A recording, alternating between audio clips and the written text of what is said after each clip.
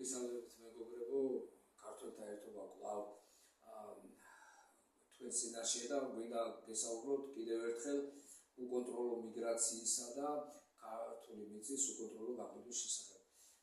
ჩვენთან ერთად არის ქართველთა ერთობის ჩვენთა საბჭოს წევრი ბესო ბოჭორიშვილი, იურისტი, ის მედიატორი. ძალიან რთული ვითარებაა საქართველოში. ჯერთი საქართველოს მოქალაქეების და ქართველების ადგილს იკავებენ უცხოტომელები, შემოდიან და ცოტა ხანში ქართველობა იქნება უმცირესობაში და გარდა ამისა ქართველი ადამიანი კარგავს მიწას და ქართულ მიწას ეკუთვნება უცხოტომელი. ესე იგი, კი გასაგებია, რომ რაღაც გარკვეულწილად ჩვენ უნდა ვიყოთ ჩართული მსოფლიო პროცესებში და რაღაც უნდა შემოდიოდნენ ადამიანები ტურისტის სტატუსით, შეიძლება ზოგიერთი დარჩეს კიდეც თუ საქართველოს რაიონში შეიძლება, მაგრამ ეს უკონტროლო სიტუაცია არის უკვე და აი თქვენი აზრით ეს რა კანონდარღვევები ხდება ესეთი რაღაცა. მიწის გაგება და უკონტროლო მიგრაცია. ესე იგი, სვენელის ყურადღებას მივაქცევს სწორედ სამართლებრივ საკითხებზე. მთელი საზოგადოება აღშფოთებულია ამ პროცესებით, მაგრამ ძალიან გთხოვთ, კარგად დააკვირდით სამართლებრივ საფუძვლებზე. რა სამართლებრივი საფუძვლები გვაქვს იმისთვის, რომ ჩვენ ვიბრძოლოთ ამ ესე იგი მიგრაციული დაპყრობის წინააღმდეგ. ეხლა პირველ რიგში ვთქვათ ის, რომ ქართველები დღევანდელი მდგომარეობით გამომდინარე იქიდან, რომ გაერო გამოგაცხადა მომაკვდა ვერად, ანუ დემოგრაფიული პრობლემის მქონე ვერად, გადაშენების წინაშე დემოგრაფიული პრობლემა ნიშნავს არა მარტო შობადობის შემცირებას, არამედ ქვეყნიდან გადინებას ძირითადი მოსახლეობის და უცხო მოსახლეობის შემოსვლას, შემოდინებას. ეს ყველაფერი მთლიანობაში დემოგრაფიული პრობლემა არის. და ამ ვითარებაში ჯერ ერთი რომ ეს მიგრანტები ხელისუფლებას შემოყავს, ამ ხელისუფლებას. ამავე დროს ეს ხელისუფლება კიდიც ქართულ მიწებს უცხოელებს და იმიზეზებს, რომ ამითი თითქოს ეკონომიკას ავითარებს. ჯერ ერთი რა ეკონომიკას ავითარებს, როდესაც ქუჩაში ხედავთ, რომ ქართველი ადამიანები თუ მოქალაქეები საქართველოსი ნაგავში იქეკებიან და ქვეყანაში 80% ღარიბია და საქართველოს 60% სიკადარის მიღმა არის. და ასეთ ვითარებაში დააკვირდით ახლა სამართლებრივ საფუძველს რა დანაშაულსაც ესეთი ჩადიან. რა მიწებს ხიდია? აი ეს ვიკითხოთ პირველ რიგში. ეს მიწები არ არის სახელმწიფოს საკუთრების მიწები წესით. ის უნდა იყოს კერძო საკუთრებაში, რომელსაც ესენი ხიდიან. კერძოდ რა მიწებია ესე? ეს არის ჯერ კიდევ ბოლშევიკების მიერ საქართველოს დამოუკიდებელი საქართველოს დაპყრობის დროს კერძო მესაკუთრეებისთვის ჩამორთმეული მიწები, რომლებზეც აყვავებული იყო მეურნეობები, სოფლის მეურნეობა თუ საწარმო თუ სხვადასხვა. და შემდგომ ახლა ჩვენ განთავისუფლდით საბჭოთა კავშირიდან 1991 წლის 31 მარტის რეფერენდუმის საფუძველზე, როდესაც ქართველებმა და მათთან ერთად ქართველებთან ერთად საქართველოში ცხოვრებმა ყველა არაქართველმა, მათ შორის აფხაზებმაც და ოსებმაც, იგივე ტვალებმა, ოსები ტვალები არიან ოსების სინამდვილეში, ესე იგი განაცხადეს, რომ მათ სურთ აღდგეს საქართველოს დამოუკიდებლობა 1918 წლის სადაფუძმებლო დოკუმენტების საფუძველზე. და ეს პერიოდი, სადაც ბოლშევიკები დაიპყრობდნენ საქართველოს, ამ პერიოდში ეს მიწები, საქართველოს მიწები იყო მთლიანად კერძო საკუთრებაში. რაღაცა თითოეულა გამონაკლისი იყო, თქვათ, მთავარმეთალის რეზიდენცია, ან რაღაც კაზარმები, სამხედრო და ასე შემდეგ. ძალიან მცირე ნაწილი. დანარჩენი იყო სულ კერძო საკუთრებაში. ბოლშევიკებმა ჩამოართვეს საბჭოთა კავშირიდან მოხდინეს ანექსია საქართველოში, საბჭოთა კავშირისგან განთავისუფლდა რეფერენდუმით საქართველო. შესაბამისად ბოლშევიკების მიერ ჩამორთმეული ეს მიწები უნდა დაუბრუნდეს ქართველ ერს. საქართველოს ძველ მოსახლეობას, თქვა ქართველებთან ერთად იმ არაქართველებს, რომლებიც იმ პერიოდიდან ცხოვრობენ, რომელთა ოჯახებიც იმ პერიოდიდან ცხოვრობენ საქართველოში, ასეთი ბევრი არ საკმაოდ. მაგრამ ყველა მათ უნდა დაუბრუნდეს ეს მიწები, მათი საკუთრება იყო. ეხლა ზუსტი დოკუმენტაცია არ არსებობს იმისთვის, რომ ზუსტად განვასხვაოთ, ვის რა ქონება ქონდა და ზუსტად დაუბრუნდეს, ამიტომ ასეთ შემთხვევაში ყველაზე სწორი მიდგომა არის გამთანაბრებული მიდგომა, რომ მას ვინც დღეს არ ფლობს საკუთრებაში დიდი მოცულობის მიწებს, ამ მცირე მიწიანი ან საერთოდ არ გააჩნია ეს მიწები, მათ თანაბრად გაუნაწილდეს საქართველოს ის მიწები, რომლებიც სახელმწიფოს არ ჭირდება ეროვნული უსაფრთხოებისთვის. ეროვნული უსაფრთხოებისთვის და საქართველოს სახელმწიფოს ფუნქციონირებისათვის საჭირო მიწების გარდა ყველა უნდა დაარიგდეს კერძო საკუთრებაში. და არა უბრალოდ დაარიგდეს ხაბილი მიწების სახით. არამედ, როდესაც ჩამოართვეს ბოლშევიკებმა, ეს მიწები იყო აყვავებული მიწების მეურნეობა. შესაბამისად, სახელმწიფომ უნდა აიღოს ვალდებულება, რომ ამ მიწებზე განვითარდეს რენტაბელური მეურნეობა და ასეთ ფორმაში დარჩეს საქართველოს მოქალაქეებს საკუთრებაში. ეხლა აქ ყურადღება მისაქცევი არის სწორედ ის გარემოება, რომ ეს ამ ხნის განმავლობაში მასაკეთ, რაც საქართველოს დამოუკიდებლობა გამოცხადდა, საქართველოს ხელისუფლებას ეს ვალდებულება არ შეუსრულებია.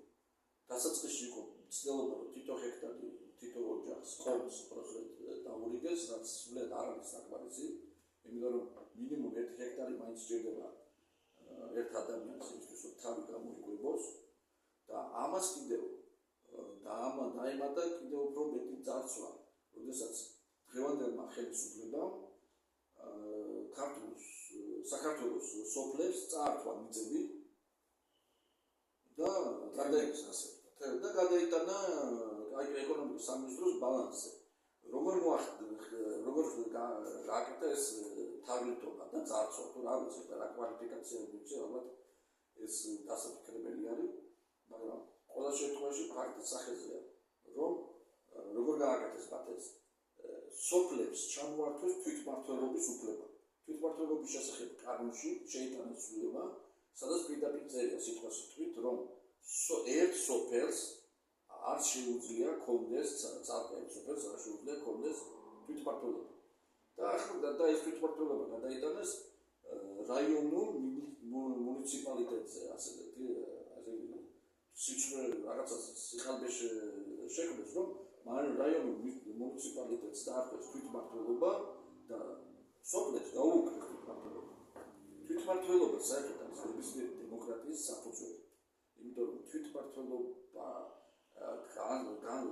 განსხვავებული არის, ცენტრალიზებული ხელისუფლება არის ერთი სტრუქტურა და მეორე არის თვითმმართველობის სტრუქტურა. თვითმმართველობის სტრუქტურა აუცილებელი არის თემისთვის, იმისთვის, რათა მან უზრუნველყოს თავისი საჭიროებები დაიკმაყოფილოს. ხოლო ცენტრალური ხელისუფლება ვერასოდეს ვერ ჩაწვდება თემს მის საჭიროებებში. ამიტომ დემოკრატიისთვის ეს აუცილებელი პირობა და ეს თვითმმართველობა არის პირველადი თემა. და არა რაიონული მასშტაბის თვითმმართველობა, ეს საერთოდ აბსურდი არის. თუ ფედერალურ მოწყობაზე არ გადადის ქვეყანა, და ფედერალურ მოწყობაზე თუ გადადის, ეს კიდევ უარესია საქართველოს დაშლა. მაშინ ეს ცვლილება თვითმმართველობის წინაშე რა ქვია. კანონში არის მიმართული საქართველოს დაშლისთვის, რაიონებად დაშლისთვის. როდესაც რაიონს ანიჭებს თვითმმართველობის უფლებას, აბა ეს სხვა მეტად არაფერს არ ნიშნავს. რეგიონებად დაშლაზეც არა, რაიონებად დაშლაზე არის. და მართლა ასეთი საფუძვლიანი ეჭვი იქნება, იმიტომ რომ ჩვენ როგორც ვიცით, საქართველოში არის რაიონული მასშტაბის ეთნიური ანკლავები, თქვა არაქართული ეთნოსის დასახლება, კომპაქტური დასახლება არის რაიონული მასშტაბის და არა რეგიონული მასშტაბის. ცხადია, რომ ეს არის გამიზნული ამისთვის და მაგ დღეს დადგება, როდესაც ამას აამუშავებენ. ამ ნარს, მაგრამ დღეს ფაქტი არის, რომ ამ ცვლილებას ჰქონდა კიდე მეორე მხარე, რომ სოფლებისთვის წაერთვია თვითმმართველობები და ეს მიწები გადავიდა ეკონომიკის სამინისტროს ბალანსზე და ეკონომიკის სამინისტრო კიდე ყიდის მაჰმადიანებზე სხვადასხვა ქვეყნის ჯიჰადისტური ქვეყნების მოქალაქეებს და რუსეთზე. რუსეთის შესაძლო სპეცსამსახურების, ასე ვთქვათ, დივერსანტულ ჯგუფების წარმომადგენლებს. შესაძლოა, ხოლო ყველაზე დიდი მაინც პროცენტული ეგ რა თქმა უნდა გასაგებია შავი თეთრი ხაზი ჩანს რუსული რუსეთის ინტერესი, მაგრამ სტატისტიკური მონაცემებით ყველაზე დიდი მიწები გასხვისებული არის არაბული ანუ უცხოელებს. ხო, მაგრამ არაქართულებს და არაბულ ქვეყნების მოქალაქეებზე, რომელთა ვაჰაბიტური ორგანიზაცია როგორ მოქმედებდა ჩრდილოეთ კავკასიაში და როგორ ვაჰაბისტები როგორ იბრძოდნენ აფხაზეთში ჩვენ წინააღმდეგ ჩვენთვის არ დაგვიწვიცხებია, ხო? ვახსოვს ეს. აი ეს სამართლებრივი მხარეა, რაც შეეხება ამ მიწების გასხვისებას და ერთი უმთავრესი საკითხი არის კიდევ აუცილებლად უნდა დაკანონდეს, რომ საქართველოს მიწა არანაირი მიწა არ შეიძლება გაიყიდოს უცხოელზე, გასხვისდეს რაიმე ფორმით უცხოელზე. არც სასოფლის მეურნეობა და არც არასასოფლის მეურნეობა. რატომ? იმიტომ რომ ეს მიწა არ არის ჩვეულებრივი საქონელი, რომელიც შეიძლება ბაზარზე გაცვლის სტანდარტ იქცეს. ეს არის მიწა, რომელშიც ჩაღლილი არის ქართველი ერის თაობების სისხლი და ოფლი. ამისი ფასი არ არსებობს, ვერავინ ვერ გადაიხდის ამის ფასს. არც ქართველს აქვს იმის უფლება, რომ გაყიდოს მამაპაპის სისხლით ათქებული მიწა და არც უცხოელს არ აქვს და თუ უცხოელი შეიძენს ასეთ მიწას, ის იქნება არაკეთილ სიტუაციებში შემძლები და მას ნებისმიერ დროს ეროვნულ ხელისუფლებაში უნდა მას ჩაგვართოს ეს მიწა, როგორც არაკეთილ სიტუაციებში შემძლებისა. და საიდან გამომდინარეობს მისი არაკეთილ სიტუაციაში შემძლება 1992 წლის 13 თებერვლის დადგენილება არის თუ არ მეცნობა ციფრი და თარიღი. ეს არის უზენაეს საბჭოს დადგენილება, უკვე პუტჩის შედეგად გადაყენებული უზენაეს საბჭოს დადგენილება, რომელთაც უზენაეს საბჭო აცხადებს, რომ საქართველოში ძალადობრივად მოსული ხელისუფლების მიერ მიღებული დოკუმენტებს არ აქვს ლეგიტიმურობა და ამ დოკუმენტზე ამ დადგენილების დახდომით ეროვნული ხელისუფლება შეძლებს იმ კანონების აქტების გაუქმებას, რომელიც ეწინააღმდეგება საქართველოს ეროვნულ ინტერესებს. და ასეთი არის სწორედ ეს ამ მიწების გასხვიცება და უცხოელებას და საერთაშორისოებაც უნდა იცოდნენ, რომ მათი მოქალაქეებს ყველაზე ჩამოერთვება ეს მიწები და ეს იქნება სულად კანონიერი. და ახლა აქვე ერთი პრობლემაც, ერთი საკითხიც მინდა ვიმომატო, ეს მიგრანტებს რაც შეეხება. ანუ ეს ერთიანი პოლიტიკა არის საქართველოსთან ქართველების გახსნის და საქართველოში უცხოელების და მაჰმადიანების ჩასახლების. ეს მიგრანტები სულ ისეთი ქვეყნებიდან არიან, ჯიჰადისტი ქვეყნებიდან არიან. ეს ის კატეგორიის ხალხია, რომელმაც ერაში კულტურის ძეგლები დაანგრიეს და ქრისტიანებს თავები დაჭერეს. ესენი არ არიან კულტურული ევროპელები, რომლებიც პატივსცემენ ვინმეს კულტურულ ძეგლს. ესენი არიან პირდაპირი სიტყვით და სირიაშიც დახეთქვა ამბობენ. აი ამ კატეგორიის მიგრანტები შემოყავს ხელისუფლებას და იმდენი გონება და ანალიზის უნარი არ ყოფნით ამ ხელისუფლებას, რომ ქართველოს რომ ეს ამ კატეგორიის ხალხი ხვალე მათ დაამხობს ისე უბრალოდ არჩევნების სიტყვი არა, სისხლისღვრით დაამხობს ამ ხელისუფლებას. იმიტომ რომ დღეს საქართველოში 1,300,000 ქართველია სინამდვილეში, ამას არ აცხადებენ, მაგრამ სინამდვილეში ასეა. და ოფიციალური ციფრები კიდე რამდენი მიგრანტი შემოყავთ, ეს არის 300,000 შემოყვანილია და კიდე 400,000 შემოყავთ, წლის ბოლომდე 700,000 უნდა იქნეს შემოყვანილი. ხელ ციფრები შეადარეთ, ხო?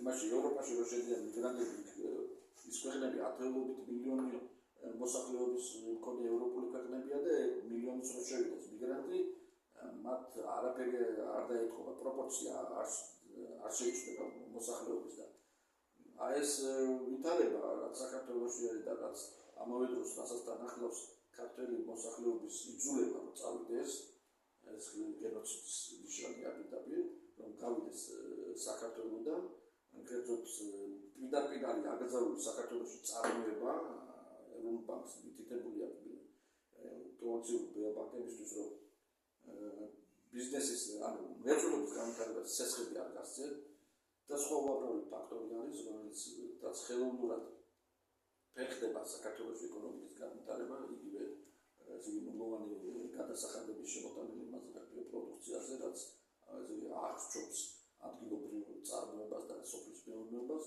და ასე შემდეგ. ანუ სახეზე გვაქვს აშკარა გენოციდის და ეთნოციდების ნიშნები, რომელსაც ახორციელებს ეს ხელისუფლება და ოპოზიცია ერთად, იმიტომ რომ ოპოზიცია ამაზე ხმას არიდებს, სიტყვას არ ძლავს, ესაც დუმარე თანხმობა ქვია.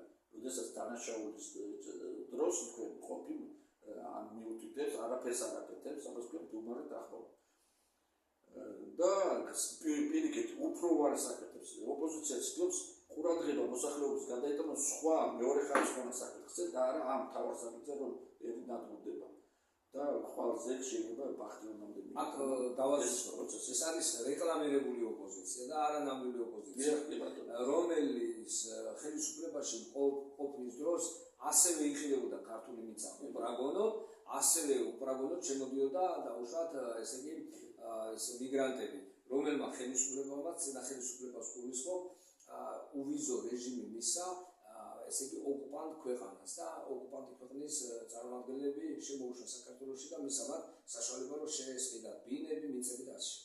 ამაზეა ლაპარაკი. ანუ ეს ხელისუფლება და წინა ხელისუფლება ერთი და იგივე. ეხლასები ეგ ოპოზიცია რასაც უწოდებს. რეკლამირებული ოპოზიცია. რაც ითხოვს და აგდით. სკამებს ითხოვს. იმაზე კი არ ლაპარაკობს ხალხო. ხვალ ზეგ აქ სიცოცხლე არის მოსალოდნელი ამ ჯიჰადისტი მოსახლეობის მიგრანტების შემოყვანის გამო. და თან ამ ხელისუფლება ამას ასაკმებს საქართველოში ეს სამშენებლო ბიზნესი გაიცო მიგრანტებით ისინი არიან დასაქმებული ქართველებს არ ასაკმებენ რომ არ გადაუხადონ ნორმალურად და მიგრანტები გაჭირვებული ქვეყნებიდან არიან წამოსულები ზად არიან რომ უფრო იაფასად იმუშაონ ეკონომიკის განვითარებას ესენი ეს ხელისუფლება და წინა ხელისუფლება წარმოგიდგენს ისე რომ თითქოს ეკონომიკა ვითარდება და სინამდვილეში ქართველი მუშახელი რჩება შემოსავლის და ამ მიგრანტებს მოყვება თანხები ევროპიდან კერძოდ რეადმისიაში პირდაპირ არის გაწეული რომ ანუ ის დამატ მიგრანტები რომლებიც პრობლემას უქმნიან ევროპას და ცდილობენ გაიყვანონ ევროპიდან თვითონ ლიბერალურმა ისტაბლიშმენტმა ევროპის რომელთა გენერალური პოლიტიკა ეს ორედი არის ხალხთა აღრევა და მიგრანტების მეშვეობით ახორციელება მაგას ისინი წყიდულებული არიან რაღაცა ნაწილი გაიყვანონ ევროპიდან და ამ რეადმისიაში წედიან რომ ახალ არა წარმოშობის ქვეყანაში ეს მიგრანტები არამედ მესამე ქვეყანაში და ეს მესამე ქვეყანა არის ერთ-ერთი მესამე ქვეყანა არის თუმცა საქართველო და ხელშეკრულებაც ევროკავშირთან გააქვს გაფორმებული საქართველოს და თავის დროზე მერკელი იყო ჩამოსული და მასთანაც აფშინარზე გაფორმა ანუ ეს ერთ-ერთი გამყიდველი პოლიტიკა არის ხელისუფლების რომელიც არის კოლონიური ხელისუფლება გვეუბნება რომ ჩვენ არ ვემორჩილებთ ოსმალს სუვერენიტეტი გვაქვს რა ესეთი რაში არ ემორჩილებიან დაუშვათ ხო დემოკრატიის პრინციპების ან მოსამართლეების ესე იგი დემოკრატიულად ესე იგი დანიშვნისა თუ არჩევის საქმეში და ემორჩილებიან იმაში რასაც ქვია საქართველოს დემოგრაფიული ვითარების ცვლილება ანუ ყველაზე უარეს შემორჩილებიან ყველაზე უარეს ვიკეთებენ ვეუბნებოდნენ რომ ომი არ გვინდაო კი რა თქმა უნდა არ გვინდა ომიო უთხრა ხალხმა რა გვინდა ომი მაგრამ ომის გარეშე და უბრალოდ საქართველოს მიწევს ესე იგი სხვა ქვეყნის წარმომადგენლებს ესე ჩუქნიან ფაქტობრივად იაფასად ესე იგი მეათე და მეოცე და მეასე ფასად რაც შეიძლება სოფლიოში არსებობდეს ქვეყნებში მიწების ფასი და ესე იგი საქართველოს მოსახლეობის დემოგრაფიულ ვითარებას ცვლიან ანუ საქართველოში ფაქტობრივად ეთნიკური წმენდა მიმდინარეობს ომის გარეშე ომი არ გვინდა ვეუბნებოდნენ და ომის გარეშე აპრობიდებენ საქართველოს აი ეს ხელისუფლება და წინა ხელისუფლება ეს ამას დავწერე ერთმა კლასს გვეშლებოდეს ეს ციფრები რაც დავასახე და თუ გვეშლება ხელისუფლებამ გააბათლოს დადოს სტატისტიკა, რამდენი ქართველი არის დღეს საქართველოში, რამდენი მიგრანტია შემოყვანილი და კიდევ რამდენი მიგრანტი შემოყავთ, იგებება რომ შემოიყვანონ. დადოს სტატისტიკა და გააპატიმოს ეს აშკარა ხალხი ხედავს ქუჩაში გავშებული არის მიგრანტებით, ჭამობს მიგრანტები ქართველებს ქუჩაში, მეტროში, ავტობუსში, მატარებელში. უბრალოდ თუ რა არის. დადოს სტატისტიკა, ნამდვილ თუ აღარ შეცდომას ვამოთხოვ, დადოს სტატისტიკა და ნახოთ როგორ წინა ხელისუფლების დროს საქართველოს მოქალაქეობის მიღება შეიძლება 5 წლის შემდგომ. ანუ ადამიანი მიიღებდა ესე იგი ცხოვრების უფლება საქართველოში და მე 5 წლის განმავლობაში იღებდა მოქალაქეობა. ამათმა როცა მოვიდა ხელისუფლებაში საზოგადოების დაწვრილებით 10 წლამდე აწიეს ეს, მაგრამ ახლა ის 5 წლამდე შეაწიეს. ჩვენ პირდაპირ ვამბობთ, რომ 30 წელზე ნაკლები არ უნდა იყოს საქართველოში მოქალაქეობის მიღების ვადა და თან ეს ცხოვრების უფლება ესე უნდა ეძებდეს განსაკუთრებულად საქართველოს საჭირო ადამიანებს და პერსონალს. ახლა ჩამოვა აქ ადამიანი $100,000 რაღაც კორნებას ბინა შეიძენს. მიგრანტობის წელიწადში მოქალაქე ხდება. ხალხო, ჩვენ კარგად უომრად გვართმევთ სამშობლოს. უომრად კარგად გვეხარავს. ჩვენ გითხეს რომ ომი არ გინდათო ხალხს ეგონა რომ ომი არის. ომი არ გინდათო და მეომარ ჯიჰადისტებს ზაგერ გვისახლებთ. და ომის გარეშე ქართველების წარმოგიდგენიათ რომ მთელი ჩვენი ისტორია ხო? ომი არ შემოაქვს, გია. არ შემოაქვს. ეს ის კატეგორია ხვალე დაახოცავენ ქუჩაში დაახოცავენ ქართველებს. იმიტომ რომ ეს პოლიტიკა არის, ეს საერთაშორისო პოლიტიკა. ცოტა ხანში აქ ჩვენ გვექნება ეს ნარკო ბარიგების ესენი გვექნება, რა ქვია, ოფისები გვექნება მიგრანტების როგორც აი ხო გინახავთ ევროპულ ფილმებში როგორც ხდება, ესეთი რაღაცა გვექნება. აქ გვექნება, ესე იგი, თბილისში როგორც პარიზის და ლონდონის ქუჩებში, ესე იგი, რაღაც გამოსვლების დროს წავენ და ანგრევენ ეს რა ქვია, მაღაზიებს და საწარმოებს დაახლოებით ესეთი რაღაცა გვექნება. აქ გვექნება, რომ მშვიდობის მოყარე ქართველი მოსახლეობა და ქართველი ბავშვები, ესე იგი, ვიღაცა აგრესორების, ესე იგი, მსხვერპლი შეიძლება გახდნენ. და შეიძლება ამან მერე გამოიწვიოს ქართული ხალხის, ესე იგი, აჯანყება, მაგრამ საქმე ის არის, რომ თუ რა გვექნება მერე ამის ძალა, თუ რა ექნება ამის ძალა ქართულ ხალხს. ამიტომ ქართულმა ხალხმა ჩვენ მე მგონი ესე ვფიქრობ, რომ უნდა გავითავისოთ და უნდა მოვთხოვოთ კატეგორიულად უნდა მოვთხოვოთ ამ მთავრობას, რომ შეწყდეს ადვილად მიღება მოქალაქეობის, ესე იგი, საქართველოსი უცხოელებისთვის, ეს ბინადრობის უფლების მიცემა უნდა ძალიან გართულდეს, საქართველოში ქონების გაღივა ბინა იქნება თუ რაღაც ესეც ძალიან უნდა გართულდეს, განსაკუთრებით მიწა. მიწა ესე უპროგნოზოთ არ შეიძლება ქართული მიწა იყიდებოდეს. აი დაახლოებით მონღოლების დროს, მონღოლები რომ შემოვიდნენ საქართველოში, მიწები ესე იგი ჩამოართვეს და წაართვეს ქართულ მოსახლეობას და თავიანთი ფარების საძოვრებად აქციეს. დაახლოებით ესეთი რაღაცა ხდება დღეს საქართველოში და ეს უნდა შეწყდეს, ეს უნდა გავითავისოთ. ყველაზე მთავარი პრობლემა დღეს ეს არის საქართველოს ეთნიკური წმენდის შეჩერება. ეს არის საქართველოს გენოციდის, ქართული ხალხის გენოციდის შეწყვეტა საქართველოში. ეს არის ყველაზე მთავარი პრობლემა დღეს. და მე მინდა რომ ყველას ამაზე ვიფიქრო და ამის შესაბამისად მოვითხოვოთ მშვიდობიანი ფორმები და თან რაც დავარი ამის საპირისპიროდ ჩვენ ერთმანეთის თანადგომა, ესე გავაათქեցოთ. ერთმანეთის სიყვარული, ერთმანეთის თანადგომა, ერთობით, საცალკე ვერავინ ვერაფერს ვერ შეუძლია. საჭირო არის ქართველი ერის ფეხზე დადგომა, ერთად მომზადებას იმისთვის, რომ დავიცვათ ჩვენი სიცოცხლე, ჩვენი საკუთარი თავისა და ოჯახის წევრების, ნათესავების, მეზობლების, ახლობლების, ქართველების გასაცემად უნდა მოემზადოთ ფიზიკურადაც და ყველანაირად და ზნეობრივად, მორალურად და აი ერთობით ერთობა არის უალტერნატივო. ვინც ერთობის საწინააღმდეგო დგას ნაბიჯს, ის არის ნებით უნებლიეთ ქართველი ერის წვდომები. და აი ზუსტად ესე გიკეთებენ, რომ ჩვენ გვაძულებენ ერთმანეთს. ესე იგი ხვდიან ან ერთი მოძრაობის, ან მეორე მოძრაობის, ორივე მიუღებელი მოძრაობის, ამ ხელისუფლების ან წინა ხელისუფლების მომხრებად ესე იგი ქმნიან ადამიანებს და ამ დროს ჩვენ გვჭირდება ერთმანეთის სიყვარული და ერთმანეთის გატანა. ქართველთა ერთობა გვჭირდება, როგორც ბესო ამბობს და ურთიერთსიყვარული გვჭირდება. ჩვენ თუ ეხლა არ გავერთიანდით და თუ ეხლა არ შევკავშირდით, ჩვენ ცოტა ხანში სამშობლო აღარ გვექნება.